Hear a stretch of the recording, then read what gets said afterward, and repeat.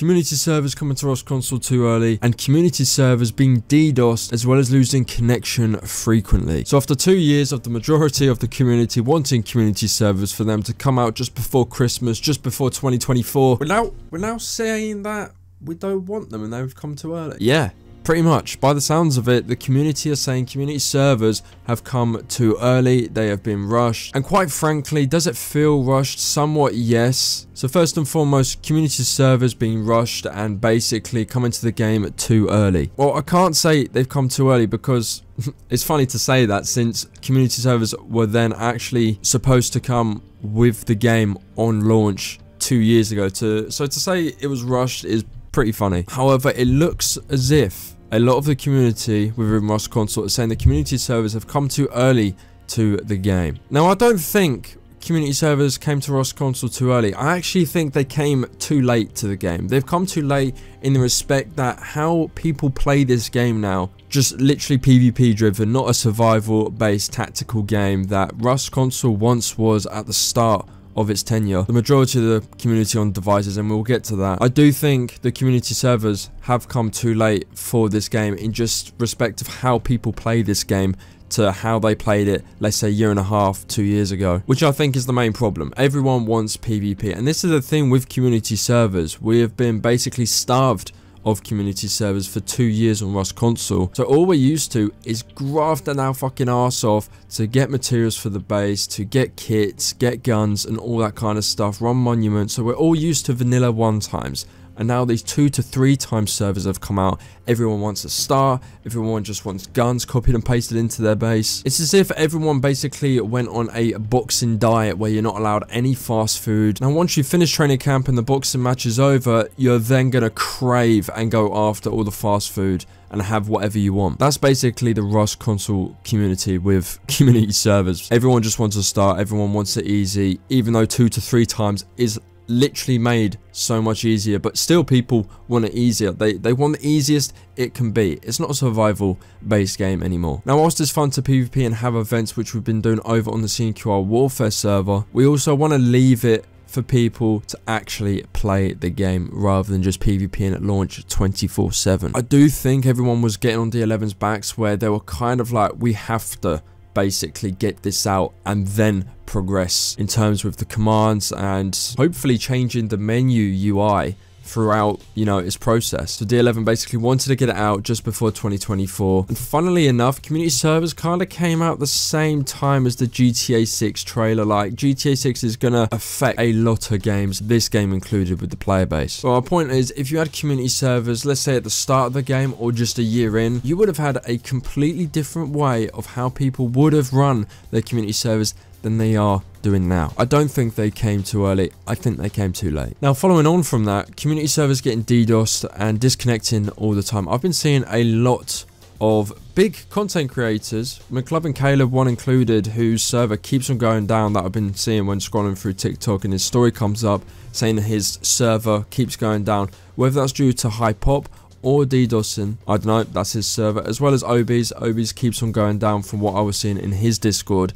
And then talking about the CNQR Warfare server specifically, ours have been getting DDoSed, and we've had messages back and forth from G-Portal that really haven't helped much. I mean, when we talk about DDoS protection, when you type in DDoS protection on G-Portal, I don't know if I've missed something, but I was having the idea in mind that DDoSing was protected by G-Portal from when I researched into G-Portal beforehand of investing into 2 community servers for Rust Console. However, when we were getting DDoS and we were like, I think we're getting DDoS, are you able to do something about it? All they were able to do was tell us, yeah, you're getting DDoS, and no, we can't do anything. There was no solution given to us, even though we asked for what kind of solution can we have for this to stop. Do we have to invest in a third-party VPN, or is there something you guys can do to prevent this? Their answer was pretty much, you've got a high populated server, players on dead servers or hosts and admins on dead servers want those players to play on their server, so they're going to DDoS you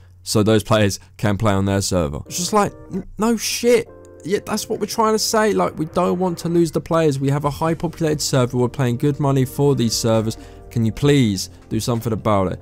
However, it doesn't look as if, you know, anything is done. We just have to keep restarting the server. And this is one complaint I had from when community servers did come out in partnership with Gportal. Gportal just couldn't handle it. Like, they couldn't handle the demand of how many community servers people wanted, which all you have to do is do a little research on YouTube and TikTok to find out that community servers was the most asked for thing and update for Rust Console to come out. So for when it does, you should kind of know that everyone's going to be buying them. I don't know how long Gportal were in the wind of knowing that they're going to be hosting community servers or servers for themselves on Rust Console.